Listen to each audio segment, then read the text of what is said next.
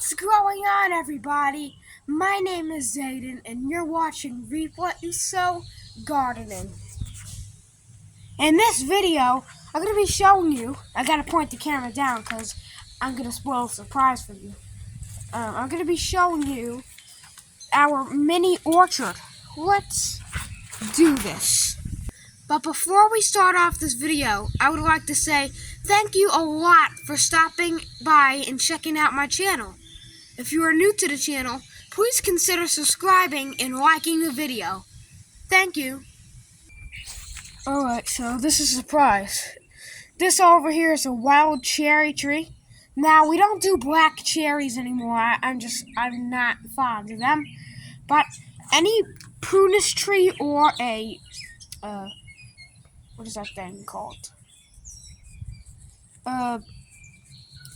Rosaceae tree that has like serrations on the leaves, that I'll take, because I know that that's kind of like a plum and a cherry, real wild one. So I saw this thing bloom in the winter, so that's how I know. This has to be some type of wild pear.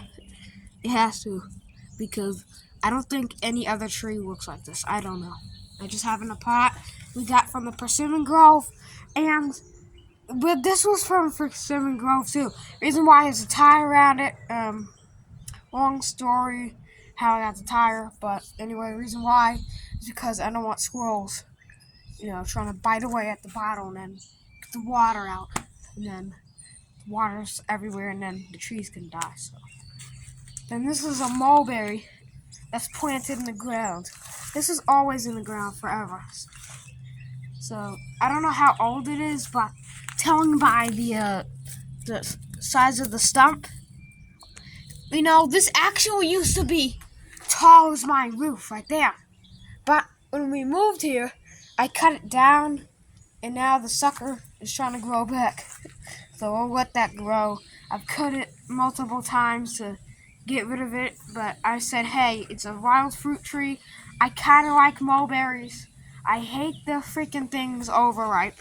So this over here, by the mulberry, this is a cutting from our own Oxart plum tree. And those things in there, those are little persimmons, American persimmons. This is a persimmon. It's growing good. But one thing you have to really watch out for, when you put lattice up for a fence, you gotta put stakes so this thing is rigid.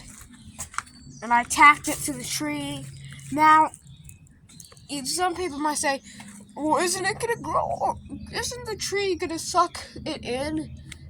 I don't know how long I'll really have this here for. Maybe I'll take that out like next month. This screw, and just screw the screw into the fence or something. I don't know. But probably won't.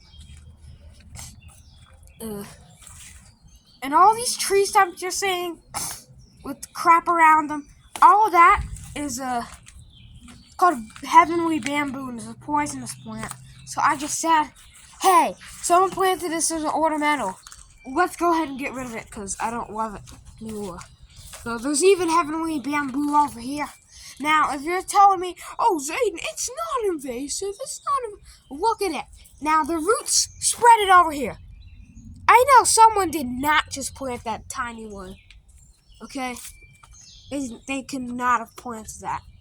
This is weird. But let me show you our place that we thought we were going to make into an orchard. Right here of our Oxart plum tree to our blueberry bush, this was like the orchard. And I made a couple videos of like a mulberry cutting thing here. But the thing is weird, that over here, you see that? That's a mulberry tree in their yard. Let me see. Mulberry tree. Invasive passion fruit. You're probably saying, Zayden, how is passion fruit invasive? And that's not passion fruit. Passion fruit is blah, blah, blah. Well, no. This is passion fruit, okay? This is passion fruit, and it's growing here, and I don't like it, okay?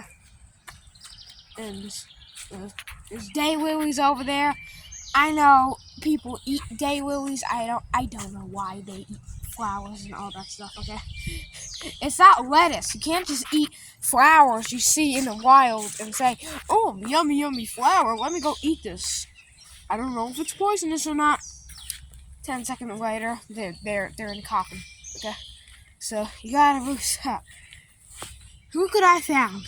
Wow, this is a cicada shell. That's a cicada shell. Right there, cicada. So cicadas are out now, cause now they're molting, and look at that. You can just turn it into dust. So all those cicadas. The reason why they're like dirt on their shells is because they spend 7 years in the ground. So of course they're gonna get dirty. But as always, I hope you enjoyed this video. Like I said, give it a great thumbs up and subscribe if you haven't already, because subscribing helps me out so much. We're so close to 2,000 subscribers. I can't do it without your help. Thanks for watching and keep on growing.